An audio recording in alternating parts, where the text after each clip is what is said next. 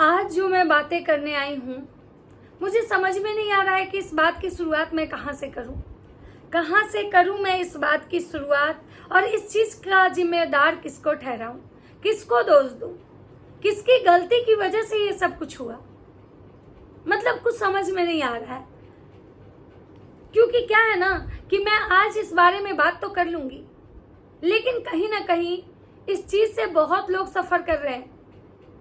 हर कोई भी अपनी बातें कहीं ना कहीं रखता है, लेकिन उसकी बातें कोई सुनता नहीं है। सुनता कब है? जब कोई बहुत बड़ा घटना घट जाता है, तब लोगों को उसकी बातों पे ध्यान आता है, तब लोग उसके लिए लड़ने आते हैं, तब लोग उसके लिए जागरूक होते हैं। लेकिन जब तक कोई कहता है ना, तब तक उसकी बातें कोई सुनने वाला नहीं होता है, कोई विश्वास नहीं करता है उसकी बातों पे। तो दोस्तों, मेरा थंबनेल टाइटल देख के आपको ये तो समझ में आ गया होगा कि मैं आज किसके बारे में बात करने आई हूँ। जो भी ये घटना हुई है, घटना तो बहुत ही शर्मनाक है, लेकिन मैं ये नहीं कहूंगी कि मैंने पहले आज तक ऐसी घटना नहीं सुनी थी या नहीं देखी थी। नहीं, मैं ये नहीं कहूंगी। अगर ये मैं कहूंगी तो शायद मैं झूठ बोलूंगी, और मैं झूठ नहीं बोलूंगी।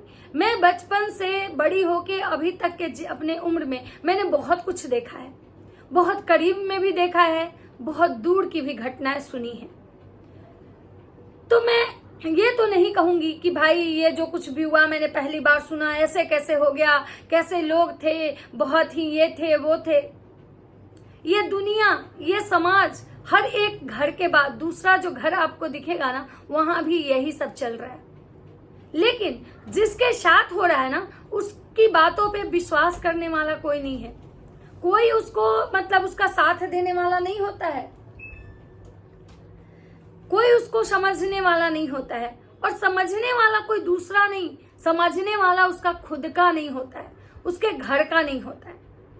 तो चलिए दोस्तों, आज मैं इस बारे में बात करूंगी, क्योंकि अंशु का जो वीडियो आया मैंने देखा। मैं पहले देखी, मैंने कोई वीडियो नहीं बनाया।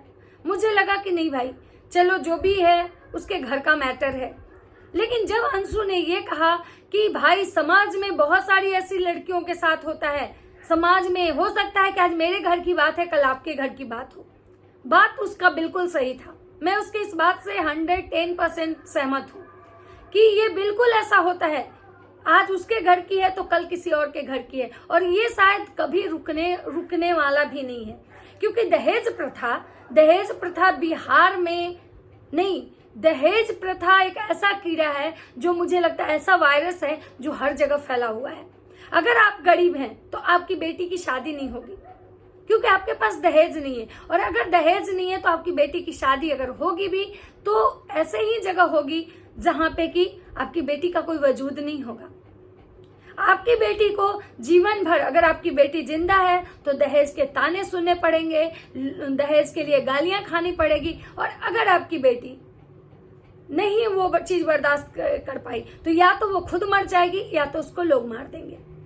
हाँ, यहाँ पे जो घटना हुई है, यहाँ पे दहेज की घटना से ज्यादा दहेज की यहाँ पे घटना सेकेंडरी है। बुलेट एक तो बहाना था, बुलेट वो गाड़ी जो था बहाना था, किसी तरह से उस लड़की को रास्ते से हटाना था। तो चलिए दोस्तों, बिना देरी के हुए आज इसी बात पर डिस्कस करते हैं आप लोग से। तो नमस्कार, कैसे हैं आप लोग? उम्मीद कर रही हूँ बहुत अच्छे होंगे, स्वस्थ होंगे, मस्त होंगे और अपने काम में व्यस्त होंगे। मैं प्रिया शर्मा और मैं अपने इस नए वीडियो में आपका स्वागत कर रही हूँ। दोस्तों, जैसा कि आपको पता है कि अंशु का एक वीडियो आता है जिसमें यह पता चलता है कि उसके घर के मतलब उसकी चचेरी ननद जो थी सलोनी, उसको उसके ससुराल वालों ने दहेज के लिए मार दिया।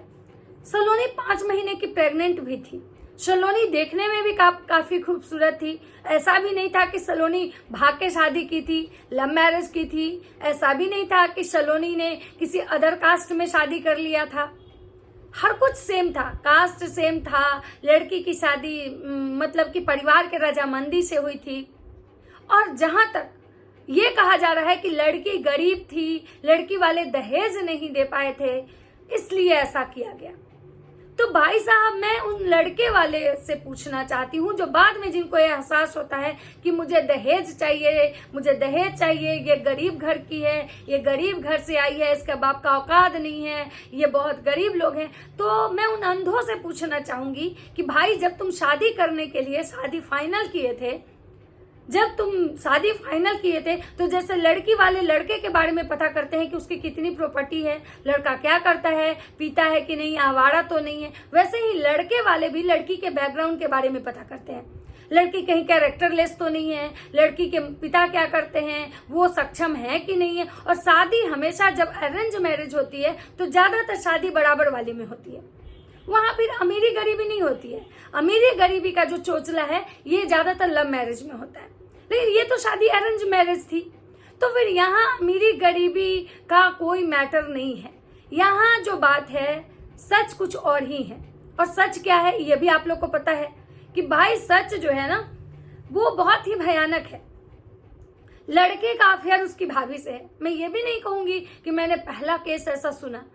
भाई साहब, आजकल के दौर में लोग कहते हैं ना कि लड़की का अगर शादी टूटता है, लड़की का घर बर्बाद होता है तो उसके पीछे जिम्मेवार कहीं ना कहीं उसके मायके वाले होते हैं।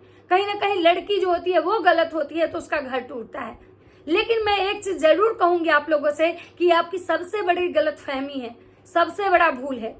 लड़की का अफेयर शादी के बाद अगर तब होता है जबकि उसका पति अगर उसको भरपूर प्यार ना दे, उस घर में उस लड़की को इज्जत नहीं दिया जाए, हो सकता है उस लड़की की सुनने वाला कोई नहीं हो घर में, तो वो बाहर किसी को सुनाने जाती है। हाँ, मैं ये भी नहीं कहूंगी कि हर केस में लड़के ही गलत होते हैं, लड़कियां दूध की धुली हुई होती। नहीं भाई साहब, कलयुग जो है ना चरम पे है। कालिका भगवान को अवतार लेने की जरूरत है, क्योंकि यहाँ आज के समय में ना लड़का सही है ना लड़की सही है, कोई भी सही नहीं है। जब मतलब शादी के बाद 2-3 बच्चे के बाद लोग के अफेयर स्टार्ट हो जाते हैं। 3-3 मतलब 20-20 साल, 8-8 साल, 10-10 साल की शादी को टूटते हुए 5 मिनट नहीं लग रहा है। रीजन क्या होता है? 2 लोगों के बीच में तीसरे लोग का आना। जब कोई 2 लड़के लड़की के बीच में कोई तीसरा आता है तो ही शादी टूटती है। जब 2 लड़के लड़की जो पति पत्नी है अगर उनके संबंध मजबूत हो तो कोई भी मायके वाला, कोई भी ससुराल वाला उनके रिश्ते को नहीं तोड़ सकता है। जब 2 लड़के लड़की राजी होते हैं और वो शादी करना चाहते हैं, लव मैरिज शादी होती है, तो वो समाज के खिलाफ जाके, परिवार के खिलाफ जाके अपने जीवन का डिसीजन खुद लेते हैं और वो दोनों खुशी खुशी साथ रहते हैं। लेकिन जब उसको शादी तोड़ना होता है तो उसमें परिवार भी इन्वॉल्व हो जाता है, समाज भी इन्वॉल्व हो जाता है और कहीं ना कहीं से लोग भी इन्वॉल्व हो जाते हैं। और ये कब होता है? जब 2 लोगों के बीच में तीसरे लोग आते हैं। तो यहाँ भी सेम कुछ ऐसा ही हुआ था। ये जो लड़का था, इसके जो अफेयर्स थे ये पहले से ही थे, इसकी भाभी से थे। किसी के भब्बू से होते हैं, किसी के भाभी से होते हैं, तो इसके भाभी से थे। इसकी भाभी से इसके अफेयर थे। जो ये लड़का सोच रहा था कि भाई इसको बीवी हम बना के लाए हैं, घर में ये फुल टाइम नौकरानी रहेगी, घर में काम करेगी और हमारे रिश्ते जैसे चल रहे हैं वैसे चलेंगे। लेकिन भगवान को तो यहाँ कुछ और ही मंजूर था और गलती से वो लड़की देख लेती है अपने पति को उस औरत के साथ गलत संबंध बनाते हुए।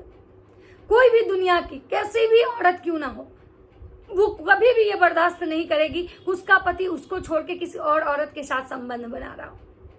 एक औरत दुनिया में हर कुछ बांट सकती है, हर कुछ बर्दाश्त कर सकती है, लेकिन उसका पति किसी और के पास जाए या उसको अपना पति बांटना पड़े, ये कोई भी बर्दाश्त नहीं कर सकती है। जिसकी वजह से वो औरत काफी बौखला गई, वो बौखलाहट में आ गई।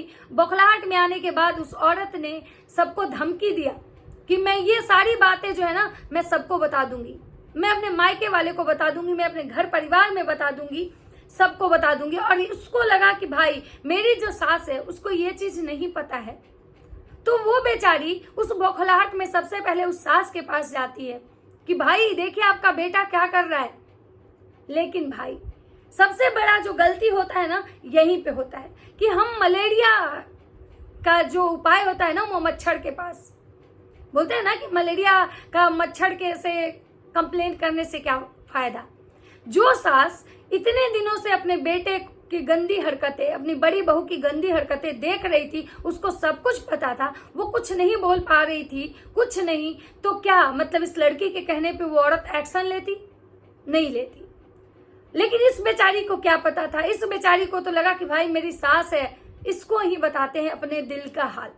वो यहीं पे गलती कर दी, उसकी यहीं पे गलती थी कि उसको ये सारा चीज देखने के बाद चुपचाप किसी तरह से वहां से खुद को बचा के निकल जाना चाहिए था। और वहां से निकलने के बाद या अपने परिवार वाले को बताना चाहिए था, अपने मायके वाले को बताना चाहिए था। उसके बाद वो तब तक वहां नहीं जाती जब तक कि वो अपने पति के खिलाफ कोई एक्शन नहीं लेती। लेकिन भगवान के बोले ना, भगवान की मर्जी के आगे किसी का कुछ नहीं चलता है। उसको तो जाना था और यही उसके जाने का विधि बनने वाला था। बोलते हैं ना कि जाने वाले के लिए भगवान ना अपने पे कोई अपजस नहीं लेते हैं, कोई ना कोई उसी पे दोष लगा देते हैं।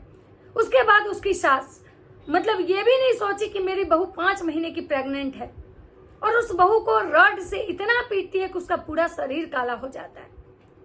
उसके बाद ये पूरा परिवार खानदान जो है उसको इस बात की भनक लग जाती है कि इस औरत को सारा सच्चाई पता चल गया है और अब ये चुप नहीं बैठने वाली है। तो उसके बाद इन लोगों को लगता है कि भाई मार के भी अगर इसको हम चुप तो नहीं करवा पाएंगे, तो ये ससुराल वाले उसको जहर दे देते हैं।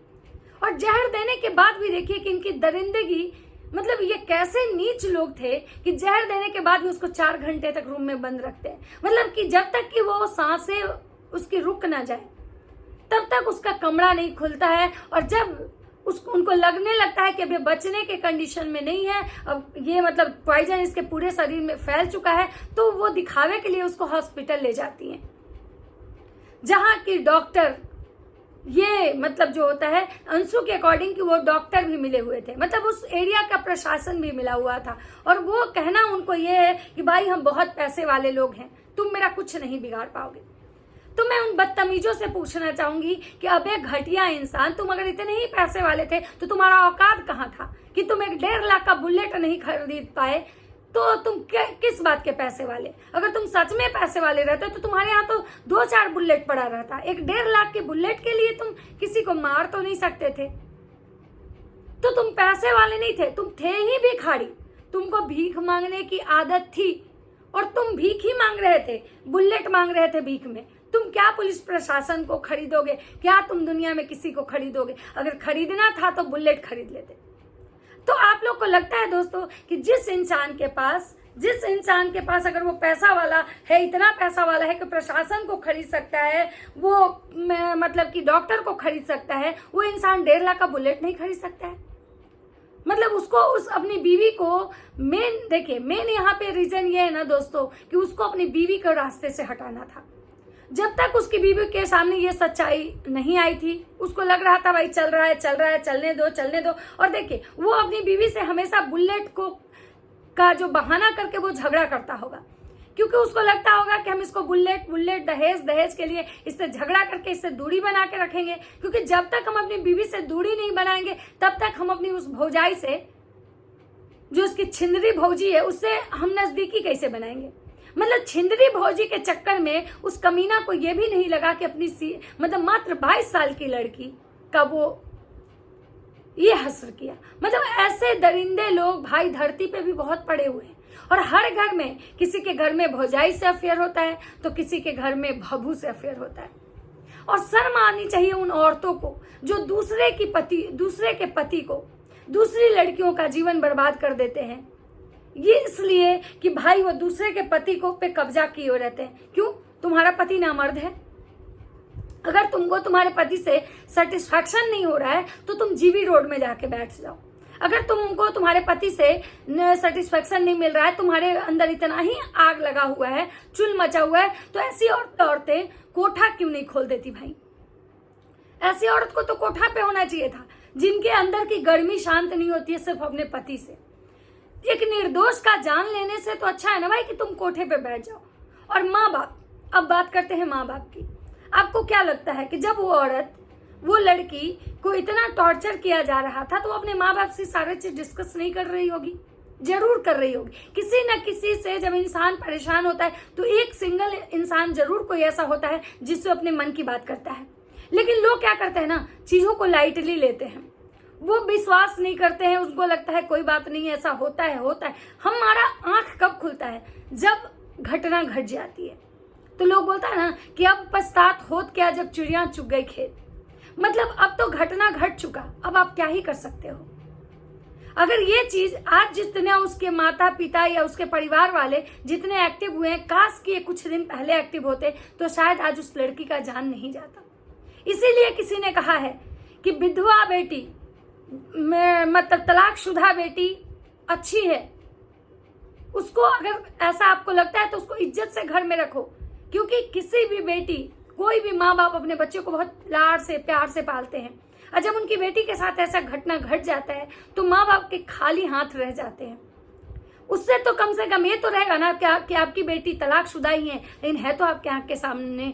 लेकिन नहीं, इस समाज को मरी हुई बेटी पसंद है। इस समाज में लोग मरने के बाद कैंडल जलाते हैं, लेकिन किसी को तलाकशुदा बेटी, छोड़ी हुई बेटी पसंद नहीं आता है।